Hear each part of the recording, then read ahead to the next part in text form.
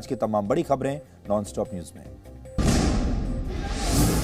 Drugs case में फंसे actor Shahrukh Khan के बेटे आर्यन खान को आज की रात भी आर्थर रोड जेल के अंदर ही काटनी होगी। पिछले 26 दिन से जेल में बंद आर्यन की रिहाई आज जेल से इसलिए नहीं हो पाई क्योंकि उनका रिलीज ऑर्डर शाम 5:30 बजे तक जेल अधिकारियों के पास नहीं पहुंच पाया था।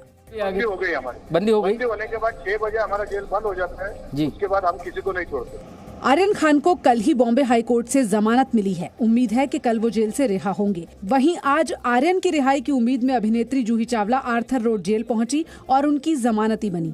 आर्यन घर आ जाएगा, इसकी खुशी है and I think it's a big relief for everybody. The main thing is बस अब बच्चा घर आ जाएगा। बिल्कुल। शाहरुख खान खुद बेटे की रिहाई के इंतजार में सेशंस कोर्ट पहुंचे थे। उनकी कारों का काफिला कोर्ट के बाहर नजर आया, लेकिन अदालत से बेल ऑर्डर मिलने का इंतजार लंबा हो गया।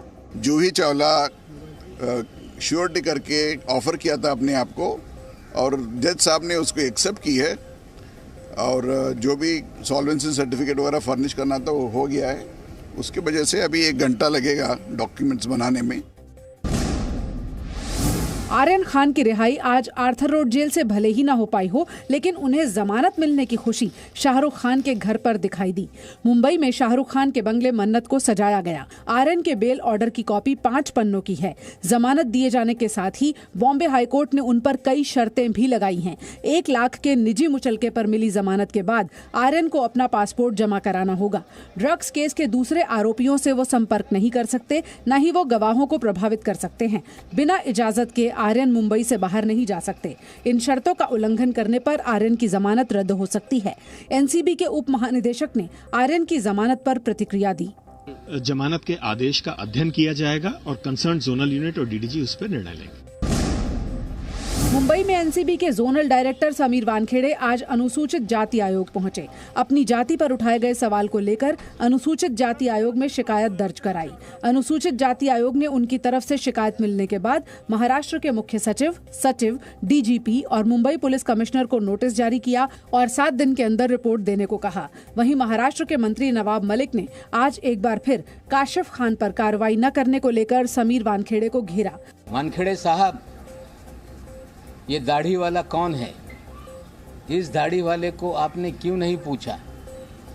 इसकी गिरफ्तारी क्यों नहीं हुई? काशिफ खान ने नवाब मलिक के इन आरोपों पर जी न्यूज से बात की। काशिफ खान ने सफाई दी कि वो पार्टी में गए जरूर थे, लेकिन उन्होंने वहां कोई नशा नहीं किया और न ही वो समीर वानखेड़े को जानते हैं। समीर वानखेड़े को मैं दूर दूर तक कहीं एंड से किधर से भी नहीं पहचानता, ना उनको मैं जानता, ना मैंने कभी उनके सामने आमना सामना हुआ मेरा। प्रधानमंत्री नरेंद्र मोदी G20 सम्मेलन में हिस्सा लेने के लिए रोम पहुंच गए हैं। पीएम मोदी 30 और 31 अक्टूबर को G20 समिट में हिस्सा लेंगे और इटली के प्रधानमंत्री मारियो ड्रैगी से भी मुलाकात करेंगे। पीएम मोदी ने आज यूरोपियन काउंसिल के प्रेसिडेंट चार्ल्स माइकल और यूरोपियन कमीशन की प्रेसिडेंट के साथ साझा बैठक की। मुलाकात के बाद पीएम मोदी ने ट्वीट किया कि भारत और ईयू की दोस्ती को मजबूत करने और खासकर ट्रेड, कॉमर्स, कल्चर और एनवायरनमेंट को लेकर चर्चा हुई है। The first visit by an Indian Prime Minister to Rome in almost over 12 years. Though the visit is primarily for a G20 Leaders Summit under Italian presidency. प्रधानमंत्री मोदी ने आज रोम में महात्मा गांधी की प्रतिमा पर फूल चढ़ाए। यहाँ संस्कृत के श्लोकों के साथ भारतीय समुदाय के लोगों ने उनका स्वागत किया। इस दौरान जय श्री राम के नारे लगे और लोगों ने शिव तांडव स्तोत्रम का जाप किया। प्रधानमंत्री मोदी ने ओम नमः शिवाय कहा। आने वाले समय में उम्मीद करते हैं कि जो भारत और इटली के जो रिश्ते हैं वो काफी अच्छे स्तर पे मजबूत होंगे। 31 अक्टूबर को प्रधानमंत्री इटली से ब्रिटेन पहुंचेंगे। यहां वो स्कॉटलैंड के ग्लासगो में होने वाले जलवायु परिवर्तन से जुड़े सम्मेलन COP26 क्लाइमेट चेंज समिट में हिस्सा लेंगे। इस साल प्रधानमंत्री मोदी की ये तीसरी विदेश यात्रा है। गृह मंत्री अमित शाह लखनऊ के दौरे पर हैं। उत्तर प्रदेश के विधानसभा चुनाव से पहले अमित शाह ने लखनऊ में बीजेपी सदस्यता अभियान को हरी झंडी दिखाई। लखनऊ में अमित शाह ने एक बार फिर साफ कर दिया कि योगी ही बीजेपी का चेहरा होंगे। साथ ही साथ अमित शाह ने अब की बार 300 पार का नारा भी दिया। कानून व्यवस्था के मुद्दे पर अमित शाह ने पहले की समाजवादी पार्टी और बीएसपी की सरकारों को भी कटघरे में खड़ा किया। हर जिले में दो तीन बाहुबली थे। दूरबीन लेकर मैं ढूंढता हूँ, कहीं पर बाहुबली दिखाई नहीं पड़ता है भाई कहे पर। अमित शाह ने अयोध्या में श्री राम मंदिर के बहाने अखिलेश यादव को भी खरी खोटी सुनाई। अखिलेश बाबू, तिथि बताना नहीं, मंदिर की नींव भी डाल दी है। आप तो 5,000 रुपया देने से भी चूक गए। अमित शाह के सियासी वार का अखिलेश यादव ने भी जवाब दिया। भगवान हमारे, हम जहाँ चाहेंगे वहाँ मनाएंगे। यहाँ जितने समाजवादी लोग बैठे सबके घर में मंदिर है। अपने लखनऊ दौरे में अमित शाह ने यूपी बीजेपी के नेताओं के साथ अलग अलग मीटिंग्स की और चुनाव की तैयारियों का जायजा लिया। पश्चिम बंगाल के बाद अब ममता बनर्जी गोवा में अपना राजनीतिक कद बढ़ाने में जुट गई हैं। पणजी में ममता बनर्जी ने मछुआरों से भी मुलाकात की। इस दौरान जाने माने टेनिस खिलाड़ी लिएंडर पेस और नफीसा अली को ममता बनर्जी ने पार्टी की सदस्यता दिलाई। दिल्ली से लड्डू आएगा और दिल्ली का लड्डू गोवा चलाएगा। दिल्ली का दादागिरी ये बंद होना चाहिए। ममता बनर्जी 1 नवंबर तक गोवा के दौरे पर हैं। इस दौरान गोवा में टीएमसी को मजबूत करने के लिए ममता बनर्जी कई बैठकें करेंगी। कुछ दिनों पहले ही गोवा कांग्रेस के दिग्गज नेता लुइजिनियो फिलेरियो भी टीएमसी में शामिल हो चुके हैं।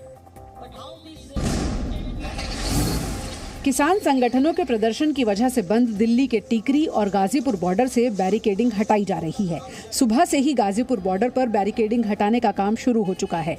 26 नवंबर के बाद से यहां 9 लेयर की बैरिकेडिंग थी, जिसे 26 जनवरी को लाल किले पर हुई हिंसा के बाद बढ़ाकर 25 लेयर का कर दिया गया था। गाजियाबाद के यूपी गेट पर किसानों के धरना स्थल के पास से पुलिस ने सीमेंट के बैरियर हटाने के बाद सभी बैरिकेड्स हटा दिए, जिसके बाद ये रास्ता खुल चुका है, लेकिन फिलहाल ट्रैफिक को बंद रखा गया है। ये दिल्ली पुलिस की एक पहल है और हम लोग ये चाहते हैं कि ये हाईवे है और इस हाईवे में आना जाना शुरू हो। दिल्ली के टीकरी बॉर्डर से भी बैरिकेडिंग हटाई जा रही है। हालांकि अभी रास्ता पूरी तरह से नहीं खुला है। दिल्ली से हरियाणा की ओर जाने वाला रास्ता एक ओर से ही खोला गया है। सूत्रों के मुताबिक पुलिस और किसानों की सहमति के बाद रास्ता खुला है। हालांकि किसान नेता राकेश टिकैत कह रहे हैं कि अब वो संसद भवन फसल बेचने जाएंगे और रास्ते खुलेंगे। भाई हम भी अपनी फसल बेचने पार्लियामेंट पर जाएंगे। हम भी तो 11 महीने से बैठे हैं। हमें दिल्ली जाना था, नहीं जाने दिया। फसल बेचेंगे अपनी। भारत ने आज देश में विकसित लॉन्ग रेंज बम का सफल परीक्षण किया। Defence research and development organisation यानी DRDO और भारतीय वायुसेना की टीम ने संयुक्त तौर पर एक एरियल प्लेटफॉर्म के जरिए इसका टेस्ट किया। इस बम को एक फाइटर एयरक्राफ्ट से गिराया गया था और इसे जमीन में लंबी दूरी पर आधारित टारगेट तक गाइड करके निशाने तक पहुंचाया गया। DRDO के मुताबिक इस बम का निशाना एक सीमा तक अचूक है। रक्षा मंत्री राजनाथ सिंह ने इस उपलब्धि पर DRDO और भारतीय वायुसेना को बधाई दी।